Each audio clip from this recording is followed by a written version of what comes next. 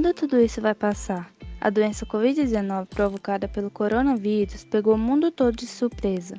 Não é a primeira vez que a humanidade enfrenta uma situação assim. O mundo está assustado. Além dos efeitos na saúde da humanidade e da morte de milhares de pessoas no mundo, a pandemia afeta cadeias globais de produção, derruba bolsas de valores, cancela eventos no mundo todo e intensifica a possibilidade de uma recessão global. Todos, de um modo ou de outro, já sentindo a magnitude do choque da pandemia na saúde e economia. Atualmente, o mundo está enfrentando a pandemia causada pelo coronavírus e tendo como principal medida protetiva o isolamento social. E, consequente, muitas áreas da sociedade foram afetadas, entre elas a economia.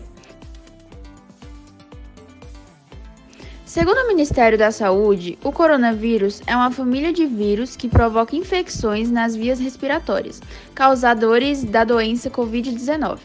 Os primeiros casos de vírus apareceram pela primeira vez em 1937. Em dezembro de 2019, foi descoberto na China o agente responsável pelo novo coronavírus. Com um crescente número de pessoas diagnosticadas em todo o mundo, a Organização Mundial da Saúde o classificou como uma pandemia. Ao assistir qualquer telejornal, é possível se deparar com informações sobre economia, isso em qualquer momento, sem ou com pandemia. A mídia pressupõe que todos os seus telespectadores entendam o mínimo do assunto, mas é certo que muitos sabem e outros tantos não entendem nada ou quase nada sobre economia. Economia é o conjunto de atividades desenvolvidas pelos homens visando a produção, distribuição e o consumo de bens e serviços necessários à sobrevivência e à qualidade de vida.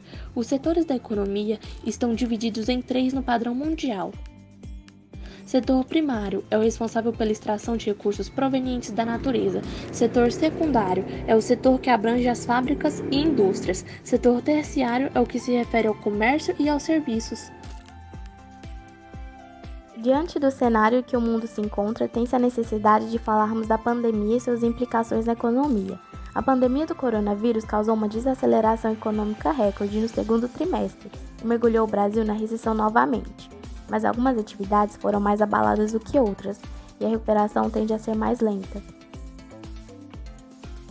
O setor de serviços, que responde por cerca de 75% do PIB, ainda é a área mais afetada pela pandemia, pois algumas atividades ainda estão restritas ou mesmo foram proibidas de abrir devido aos cuidados tomados para evitar a disseminação do vírus.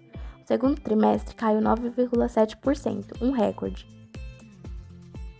Como resultado desses problemas, muitos comércios e pequenos empreendedores fecharam as portas pelo grande número de dívidas. Outros mantiveram abertos, mas tiveram que reduzir os gastos, dispensando seus funcionários e assim aumentando o desemprego. E para tentar ajudar, o governo disponibilizou um auxílio para os pequenos comércios locais. As atividades mais afetadas são para a família ou atividade relacionada ao lazer e ao turismo. Estas requerem serviços presenciais ou mais mobilidade, como escolas, hotéis, transporte aéreo, bares e restaurantes, cinemas, salões de beleza, limpeza e atividades artísticas. Este estudo traz o gráfico abaixo para propor uma reflexão, uma polêmica que o presidente do Banco Central, Roberto Campos Neto, apresentou no Intercept Brasil em 16 de abril deste ano. Ele diz: esse é o gráfico que muita gente tem comunicado em palavras, que é a troca entre o tamanho da recessão e o achatamento da curva de contaminação que você quer atingir. Mostra que quando você tem um achatamento maior, você tem uma recessão maior, e vice-versa. Para ele, existe uma troca entre salvar vidas ou combater a recessão. Nessa lógica, quanto mais rápido vier novos casos e mortes por Covid-19, melhor para a economia. Mais importante é que a indústria continue produzindo e vendendo, ainda que isso cause o colapso de hospitais e do sistema de saúde público, forçando médicos a escolher quem atender e quem deixar morrer. É um preço razoável a pagar em nome do lucro. Fica aí, salvar vidas ou combater a recessão? Quanto mais rápido vierem novos casos e mortes por Covid-19, melhor para a economia? A pandemia que estamos vivenciando vem causando repercussões e impactos sociais, econômicos, políticos, culturais e históricos. Isso aumentou a desigualdade social e a pobreza no mundo. O trabalho remoto deixou de ser uma alternativa e se tornou a regra para milhões de trabalhadores, levando em conta que alguns lugares não têm acesso à internet e pessoas foram demitidas pela impossibilidade da realização de certos trabalhos por via tecnológica.